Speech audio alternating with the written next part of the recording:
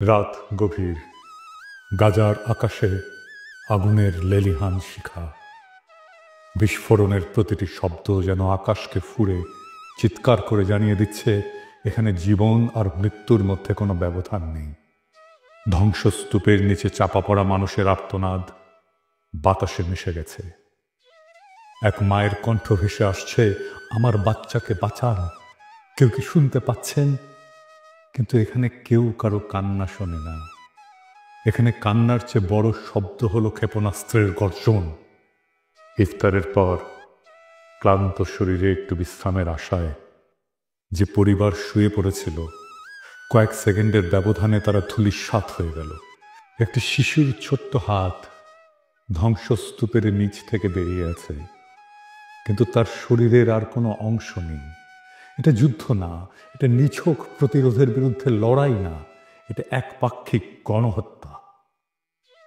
Israel এবং হামাসের মধ্যে যুদ্ধবিরতি বলবৎ ছিল। বিশ্ব আশায় ছিল হয়তো কিছুটা শান্তি আসবে, কিন্তু শান্তি আসেনি, বরং নতুন রক্তপাত শুরু হলো। 18 মার্চ রাতে কসাই নেতানিয়াহুর বাহিনী যুদ্ধবিরতি ভেঙে বেসামরিক মানুষের উপরে ভয়াবহ হামলা চালালো। এক রাতে 400 জনের বেশি মানুষ শহীদ হলো, যাদের মধ্যে অধিকাংশই নারী, শিশু, বৃদ্ধ। যুদ্ধবিরতি নয়, বরং সেখানে আবারও নির্বিচারে বিমান হামলা চালানো হলো। এক ফিলিস্তিনি সাংবাদিক বললেন, আমি ধ্বংসস্তূপের নিচে লাশের সারি দেখেছি। কিছু লাশ এতটাই ছিন্ন ভিন্ন যে চেনার উপায় নেই। একটা শিশুর কেবল মাথাটুকু খুঁজে পাওয়া গেছে। এটি কি কোনো সভ্যতার পরিচয় বহন করে? গাজার শিশুরা কোথায় যাবে?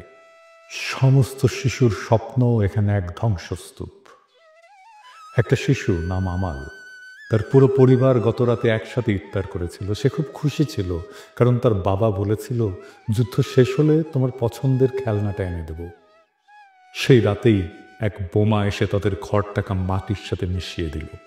আমাল বেঁচে আছে, কিন্তু তার বাবা মা নেই। তার ছোট ভাইটি তার হাত ধরে শুয়েছিল, কিন্তু এখন সে নিথর। গাজার প্রতিটি শিশুই এখন এতিম। তারা আর বাবা মায়ের গল্প শুনবে না, তারা আর স্কুলে যাবে না, তারা আর খেলতে পারবে না। তাদের জীবন এখন একটাই, জীবন থেকে পালাও। এই বর্বরতা কি প্যারিসে ঘটলে বিশ্ব চুপ থাকতো? আর যদি লন্ডন, নিউ ইয়র্ক বা প্যারিস, বার্লিনে এমন একটা হামলা হতো, তাহলে কি বিশ্ব এতটাই নিশ্চুপ থাকতো? যদি প্যারিসের শিশুদের উপরে বোমা ফেলা হতো, তাহলে কি জাতিসংঘ শুধু নিন্দা প্রকাশ করত? যদি ওয়াশিংটনের হাসপাতাল ধ্বংস হয়ে যেত, তাহলে কি বিশ্ব চুপ থাকত? যদি লন্ডন শহরে একটা স্কুলে 300 শিশু নিহত হতো, তাহলে কি বিশ্ব উদ্বেগ প্রকাশ করেই থেমে যেত? না, তখনই বিশ্ব মানবতা জেগে উঠত, তখনই জাতিসংঘ চিৎকার শুরু করত। কিন্তু যেহেতু এই হত্যাযজ্ঞ গাজায় হচ্ছে, তাই বিশ্বের বিবেক ঘুমিয়ে আছে।